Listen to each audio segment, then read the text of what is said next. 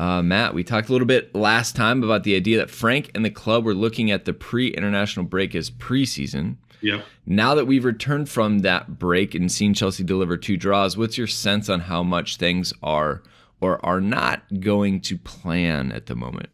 Well, it was interesting last night. We noted that when Hakim Ziyech came onto the pitch, that was the first time that all of Chelsea's 6 major signings have been on the pitch at the same time. So that felt like a moment. I think we're going to see that a little bit more now. So Frank will be delighted from that perspective that he's got them all on the pitch, and that you would imagine from here on in, they're all kind of available to him until anyone picks up an injury or a suspension or something. So there's progress being made. Fitness is getting better. I think it's also interesting. We've seen on these Southampton and Seville games, and it's going to continue, that he's going to have to manage Thiago Silva.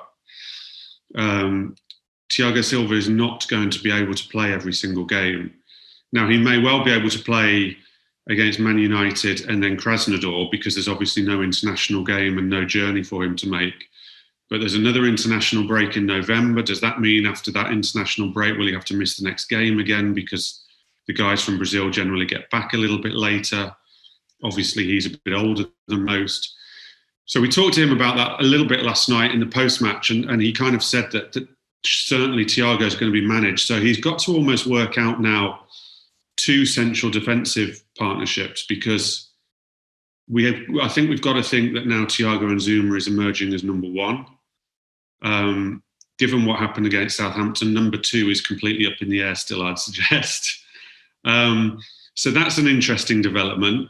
And yeah, I think he thinks that now they sort of should be falling into some kind of shape over the next couple of weeks, and certainly before the next international break. So the way they sort of messed it up against Southampton was a setback, but last night was a step back in the right direction, I thought. So a quick follow on Ziyech, a player that I think a lot of Chelsea fans were rightly excited about, picked up a knock in the Brighton friendly, and then was on rehab duty, and then went on international duty, which is a little surprising. Did you get the sense that they're going to have to work him in a little bit more slowly than a lot of supporters are anticipating, or is it kind of all green light from here? Well, his injury took longer for him to get over than was initially expected. I remember when he first did it in that friendly, they were just talking a couple of weeks, and I think we knew he'd missed the first game of the season, but I think we thought he'd be in contention then. So I don't know whether that points to the fact he's maybe a bit of a slower healer than some of the others, or whether it just became a little bit of a niggle that they couldn't quite get rid of. But I mean, Frank's big on them having to be super, super fit. He won't rush people back.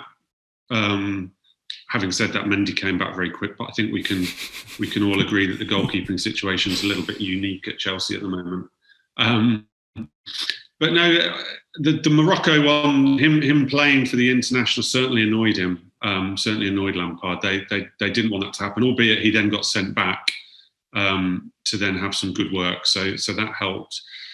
So yeah, he's the one we still don't know too much about Ziyech. I think we're getting to learn about the others a little bit more. Can probably work out where Frank fancies seeing them playing. We can probably work out how fast it's going to take them. For instance, Werner, as we thought, looks ready to go. I still think Havertz is going to be more of a slow burn. Chilwell has hit the ground running, done really, really well.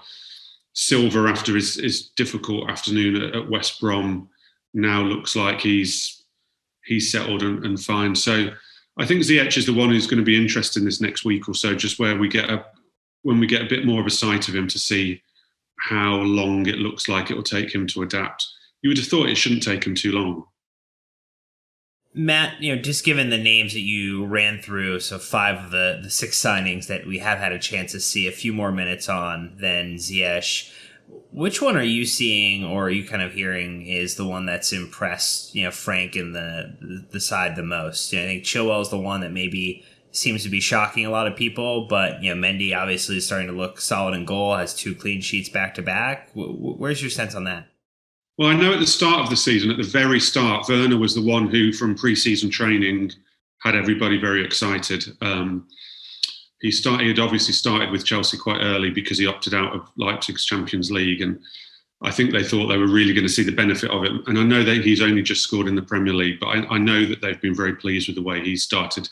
I mean, Chilwell for me has settled in incredibly well. I know he should be Premier League ready, and there's no obvious reason why he shouldn't be able to slot in. But still, to come in and do as well as he has, I think really impressive. And really, I think it's really important for him because £50 million for a left back is an awful lot of money. And I know it's one Frank pushed hard on personally. I suspect if Frank hadn't been driving it, the club would have looked at cheaper left backs because, as I say, 50 million for a left back, no club particularly wants to pay that kind of money for full backs unless the manager is absolutely adamant about it. So I think that's an important one for Frank to go well and go well quickly, because I think that's probably the one he's driven on hardest maybe of all the signings. Mendy's looking assured. Mendy's looking assured at the moment. I mean, he hasn't had a real test yet, but I mean, the fact he hasn't done anything stupid is a step up from what's been going on before him. So that's encouraging. I was worried about Silva as well, not just because of the West Brom game. I think I spoke to you guys about it. I was worried that coming from a non-competitive league where he can dip in and out of games, and the games, you can dip your form up for the big games and coast through other games. I was worried about that with Silva, but so far I didn't go to the West Brom game, so I've seen him live twice so far against Palace and Seville, where he's obviously been involved in clean sheets, and I've been really impressed with his positioning and he just brings a sense of calm. I noticed last night there was a moment in the last 5 minutes where Zuma looked a little bit nervous and he smashed the ball into the stands when he didn't really need to, and it obviously gave Seville a throw-in, an attacking throw-in. And Silva just had a little word with him. It's like, you did to do that. You could have just knocked it. We're not at a stage where we need to start smashing it into the stands and getting everybody nervous. And I think he's going to be really key from that point of view. So I think, well, one, there's few people better poised to smash a ball out of a stadium than Kurt Zuma. He had one moment last night where a foul was called and the attacker was still kind of run at him, and he just plowed through it. I think that was a little bit of a statement of intent by Big Kurt, but we can appreciate that. Mason Mount, apparently a divisive player over in England, more so than the rest of the world because of his role under Gareth Southgate. Do we have a situation with Mason? Frank playing him on the wing, Callum Hudson-Odoi is available. A lot of us think that Mason's probably best as an 8 box to box in the middle, and then Mason played on the left and forced Pulisic to the right. We know that Mason can fit a lot of different roles in the team, but it's starting to get to the point where it's almost too fluid, I think. I'm a bit confused by the whole Mason Mount thing. It's interesting you say that you think it's a thing in England, because when I look on my social media, it always strikes me as being more an overseas thing with Mason. I know there is a debate around England. Let's take England out of the equation with Mason. Let's focus on him as a Chelsea player for the purposes of this for now. I'm happy to go back to the England thing if you want to.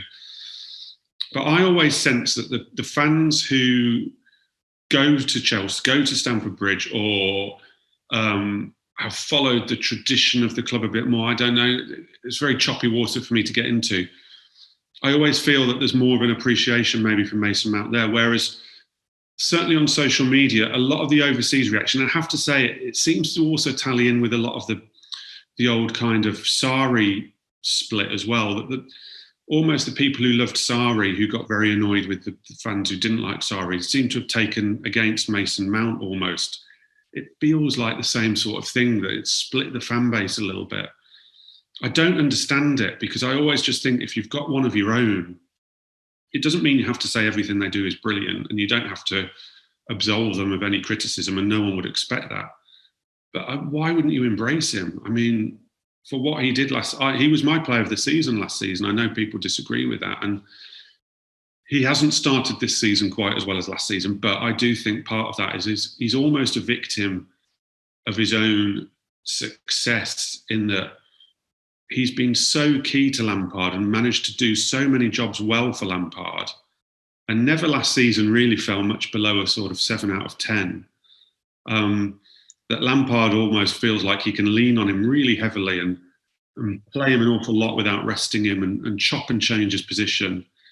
And it probably costs Mason a little bit because he gets more criticism because of it. Lampard alluded to this himself as well a couple of weeks ago when he said that he is aware of the social media debate on Mason. He's also aware of the allegations he gets of favouritism about him. And he referenced himself in that. And he said, remember, I had that as a player myself. If you remember when he was a West Ham player and the West Ham fans turned on him and said that he was only getting in the team because of his dad. And I think he thinks there's an element around Mason of that. I personally think that, and they're not playing this system at the moment, my favourite Mason Mount position is on the left side of a midfield three, a little bit further back. That's where I like him best. I think he's done well on the left of a forward three. I have no problem with him there. I don't really like him out on the right. And I don't think watching him play, you'd never get him to admit this because he's not the kind of lad, but I would suspect if you're having a very private conversation with him, you might get him to admit that position on the right is probably the least favourite of his positions, because to me, he just doesn't look as comfortable there.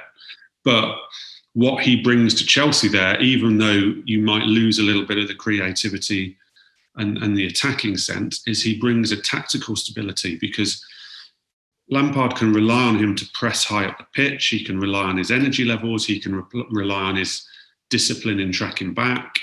And if you've got Havertz in the team and Pulisic in the team, maybe you still need Mount in there, even if it's on the right. Can you go Ziyech, Havertz, Pulisic? We don't know yet. Can you go those three against a team who are going to have a lot of the ball? We don't know yet.